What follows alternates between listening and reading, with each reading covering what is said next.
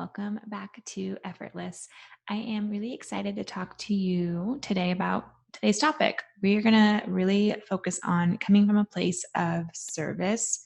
I believe this is one of those air quotes secrets to success that people don't really talk about, or if they do talk about it, I feel like they don't really go in depth on what that means. They just like say it and assume that that means the same thing to everyone.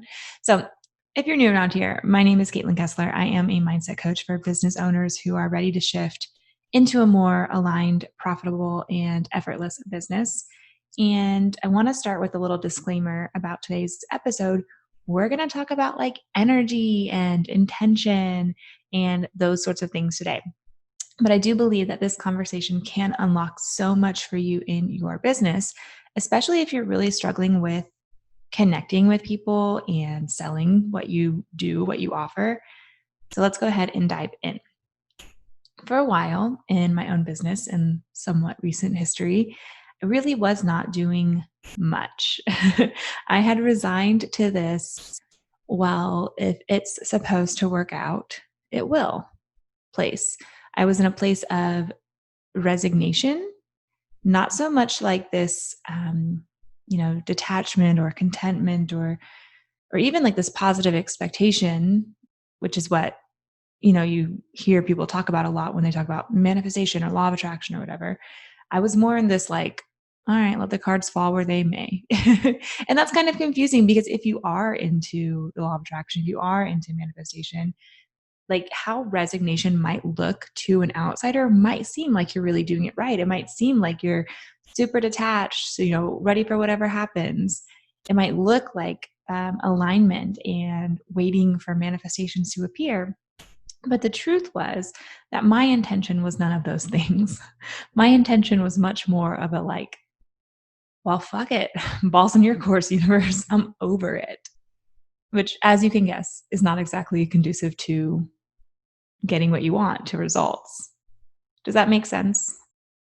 So here's the kicker.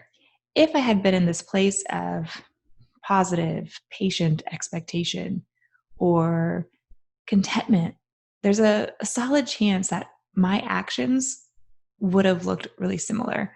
My efforts may have looked similar too. I might have also been in this place of taking things slow, not committing to new ideas, but my intention would have been totally different. It would have been one that said something like, things work out for me, magic is unfolding, I can't wait to see what comes next. And do you see how that is a complete 180 from the like, fuck it, whatever mode that I was actually operating from? So I share all of that to say that your intention matters, even if your efforts might look the same. I know that sounds a little confusing, but we start with intention. We start with vibration. We start with feeling, and then we lean into action. And even if the action ends up looking similar, it's the intention behind it that makes all the difference. And here's why that concept matters when it comes to this idea of coming from a place of service in your business. The intention should always be, how can I help? I want to help. How can I serve? How can I make a positive impact? And that may lead to actions like selling your offers, marketing what you do, talking about things on Instagram and all that. And that's great. Now, you could argue that you could skip over the whole intention part and just jump right into selling your offers, marketing, talking about them on Instagram, all that. But I would argue back that if you didn't first get connected to service, to love, to helping, that those efforts wouldn't work as well. It would be more likely stemming from this place of scarcity, of need, of lack. Like the predominant thought wouldn't be, I have an offer that can help someone. It would be, I need to sell this today or else. And that small change would come through in how you connect with people, how you make them feel, and all of that. Is that making sense? I get that these are kind of like nebulous ideas, but we can break it down really simply by asking, do you want to buy something from someone who desperately needs you to buy it? Or do you want to buy something from someone who is excited to share how this can help you? Do you see the difference there? Maybe like a dating metaphor would help. Do you want to go on a date with someone who's so desperate for your attention, who's like waiting you down at the end of the bar? I guess this is like a pre-COVID metaphor, and like texting you 500 times a day, asking like, what are you doing? What are you doing? What are you doing? Or do you want to go on a date with like the calm, cool, collected person who's like confident enough in themselves and what they bring to the table that they don't need to convince you of anything. They just put it out there and it's up to you to make the decision. Is that making sense?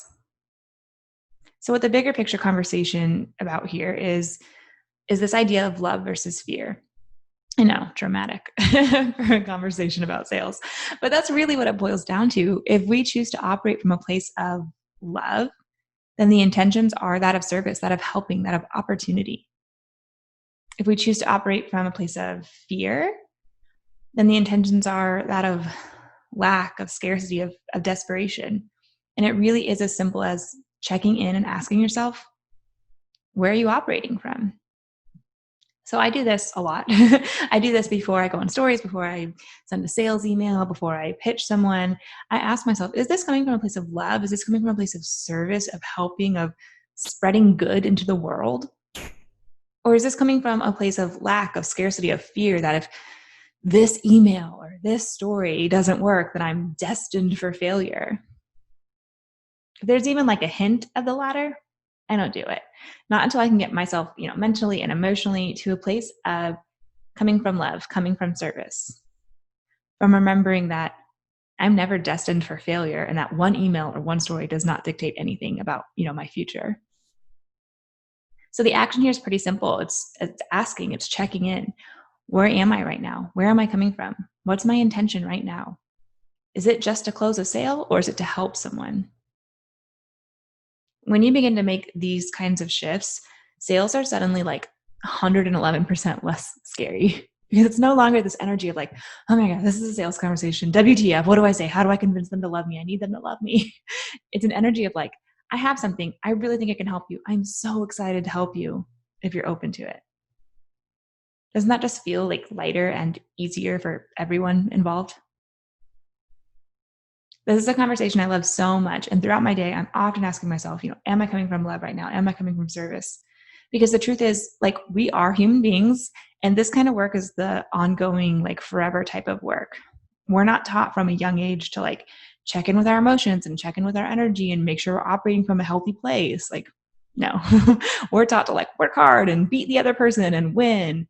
And this conversation is not that. This is making sense. The impact you can make is exponential, but it starts with recognizing that that is what we are doing with our businesses. You are impacting other people. You are potentially changing their lives. You are a part of their story and can be the catalyst to so many amazing things for them. And it's not about like begging or needing or forcing anything. It's about loving and helping and serving. And just as a disclaimer, that doesn't mean you don't get paid. Money is an energy exchange. You are still allowed to get paid. But you can get paid without begging, without needing, without forcing money to come to you. You can get paid by showing up in service, in love, and by helping others. If you're a service-based business owner who is ready to shift into a more aligned, profitable, and effortless business, then I want to hear from you. Head to CaitlinKessler.com/coaching now to learn more about how we can work together.